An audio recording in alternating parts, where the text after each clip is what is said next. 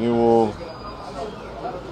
ವಾಪಸ್ಸು ನಿಮ್ಮ ಹಳೆ ನಂಬರ್ ವೋಟರ್ ಲಿಸ್ಟ್ ಟೈಮಲ್ಲಿ ಯಾವಾಗ ಫೋನ್ ನಂಬರ್ ಕೊಟ್ಟಿರ್ತೀರಿ ನೀವು ಡೌನ್ಲೋಡ್ ಮಾಡ್ಕೊಳ್ಬೇಕಾದಾಗ ನೀವೇ ಸ್ವಂತ ಡೌನ್ಲೋಡ್ ಮಾಡ್ಕೊಳ್ಬೇಕಾದ್ರೆ ಹಳೆ ಫೋನ್ ನಂಬರ್ನ ನೀವು ಕೊಡಬೇಕಾಗ್ತದೆ.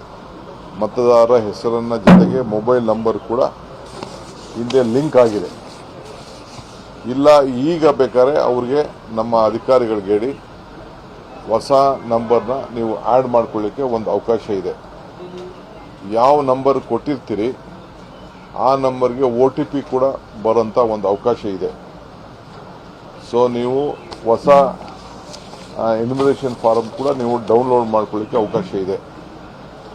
ಹೆಸರಲ್ಲಿ ತಿದ್ದುಪಡಿ ಮಾಡ್ಕೊಳ್ಳಿಕ್ಕೆ ಕೂಡ ಅವಕಾಶ ಇದೆ. BLA BLO ಹಾಗೂ ಸೂಪರ್ವೈಸರ್ ಅವರೆಲ್ಲರೂ ಕೂಡ ವಾಟ್ಸಪ್ ಗ್ರೂಪ್ಗಳನ್ನು ಈಗಾಗಲೇ ಮಾಡಿಕೊಂಡಿದ್ದಾರೆ. ನೀವು ಕೂಡ ಮಾಡ್ಕೊಳ್ಬೋದು. ಅದರಲ್ಲಿ ಕುಟುಂಬದ ಸದಸ್ಯಗಳು, ಈಗ ನಾನು ನನ್ನ ಮನೇಲಿ ಇದ್ದೆ, ನನ್ನ ಮಕ್ಕಳು ಹೊರಗಡೆ ಹೋಗಿದ್ದಾರೆ, ಇಲ್ಲ ನಮ್ಮ ತಾಯಿ ಇಲ್ಲಿಲ್ಲ.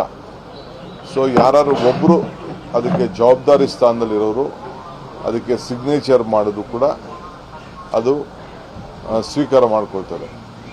ಸೊ ಒಬ್ಬರು ಯಾರು ಅದಕ್ಕೆ ಜವಾಬ್ದಾರಿ ಇರೋರು, ಮಾಹಿತಿ ಕರೆಕ್ಟಾಗಿರೋರು ಸಿಗ್ನೇಚರ್ ಮಾಡಲಿಕ್ಕೆ ಅವಕಾಶ ಇದೆ. ನಿಮ್ಗೆ ಏನಾದ್ರು ಫೋಟೋ ಚೇಂಜ್ ಬೇಕು ಅಂದರೆ ಆ ಫಾರಮ್ನಲ್ಲಿ ಹೊಸ ಫೋಟೋಗಳನ್ನು ಕೊಡ್ಬೋದು. BLAಗಳು ಕೂಡ ಆ ಫಾರಮ್ನ ವಾಪಸ್ ಏನು ಈಗ ಹಂಚ್ತಾರೆ 7 ದಿನದಲ್ಲಿ ಎಲ್ಲರಿಗೂ ಫಾರಮ್ ಕೊಡ್ತಾರೆ. ವಾಪಸ್ ನೀವು ಅದನ್ನು 29ನೇ ತಾರೀಕು ಒಳಗಡೆ ಎಲ್ಲ ಫಾರಮ್ನ ವಾಪಸ್ಸು ಕೊಡಬೇಕಾಗ್ತದೆ.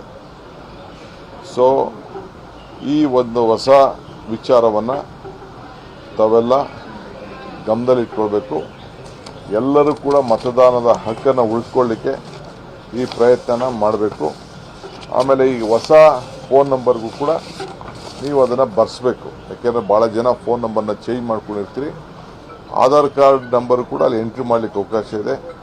ಆಧಾರ್ ಕಾರ್ಡ್ ನಂಬರ್ ಅಂದರೆ ಮಾಹಿತಿಗೋಸ್ಕರ ಅದು ನಿಮ್ಮ ಆಧಾರ್ ಕಾರ್ಡ್ ಕೂಡ ನೀವು ಮಾಡಿದ್ರೆ ನೀವು ಎಂಟ್ರ್ ಮಾಡಿದಾಗ ನಿಮ್ಮ ಫೋನ್ ನಿಮ್ಮ ಡೀಟೇಲ್ ವೋಟರ್ ಲಿಸ್ಟ್ ಫಾರಮ್ ಕೂಡ ಬರ್ತದೆ. ಅದು ನೀವು ಫಾರಮ್ಮು ತೆಗೆದುಕೊಳ್ಳೋದು ಆನ್ಲೈನ್ ಬೇರೆ ವಿಚಾರ. ಈಗ ಸದ್ಯಕ್ಕೆ ನಿಮ್ಗೆ ಯಾವುದು ನಿಮ್ಮ ಮನೆಗೆ ಬಾಗಿಲಿಗೆ ಬಂದು ಫಾರಮ್ ಕೊಡ್ತಾರೆ, ಎನ್ಯುಮರೇಷನ್ ಫಾರಮ್ ಕೊಡ್ತಾರೆ, ಆ ಎನ್ಯುಮರೇಷನ್ ಫಾರಮ್ನ ನೀವು ಮನೆ ಕುಟುಂಬದ ಯಾರು ಒಬ್ಬರು ಹಿರಿಯರು ಸಿಗ್ನೇಚರ್ ಮಾಡಿ ಅವ್ರ ಪರವಾಗಿ ಎಲ್ಲರೂ ಯಾರ್ಯಾರು ಇದ್ದೀರಿ ಅವರೆಲ್ಲ ಸಿಗ್ನೇಚರ್ ಮಾಡಿದ್ರೆ ಒಳ್ಳೆಯದು.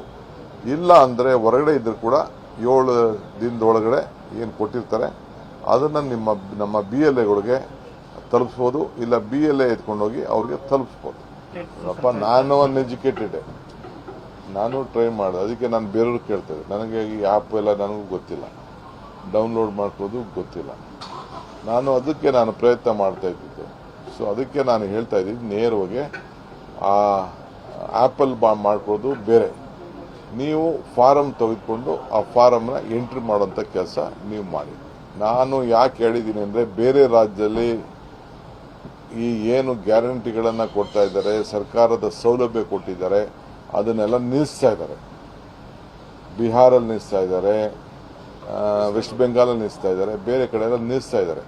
ಅದೇ ಮಾನದಂಡ ನಮ್ಮ ರಾಜ್ಯಕ್ಕೂ ಬರ್ಬೋದು. ಈಗ ಅವ್ನು ಮತದಾರ ಇಲ್ಲದೆ ಹೋದ್ಮೇಲೆ ನಾವು ಯಾಕೆ ಗ್ಯಾರಂಟಿ ಹಣವನ್ನು ಕೊಡಬೇಕು? ಎಲ್ಲೋ ವೋಟ್ ಇಟ್ಕೊಂಡು ಎಲ್ಲೋ ಗ್ಯಾರಂಟಿ, ಇಲ್ಲಿ ವೋಟ್ ಮತದಾರ ಇತ್ತು ಅಂತಂದರೆ ಅವ್ನಿಗೆ ಕೊಡೋಣ. ಯಾವುದೋ ಊರಿಂದ ಬಂದು ಅಲ್ಲೂ ತೊಗೊಂಡು ಇಲ್ಲೂ ತೊಗೊಳೋದಕ್ಕೆ ಅವಕಾಶ ಕೊಡೋಕ್ಕಾಗಲ್ಲ. ಎಲ್ಲರೂ ಒಂದು ಕಡೆ ಕೊಡಬೇಕಲ್ಲ.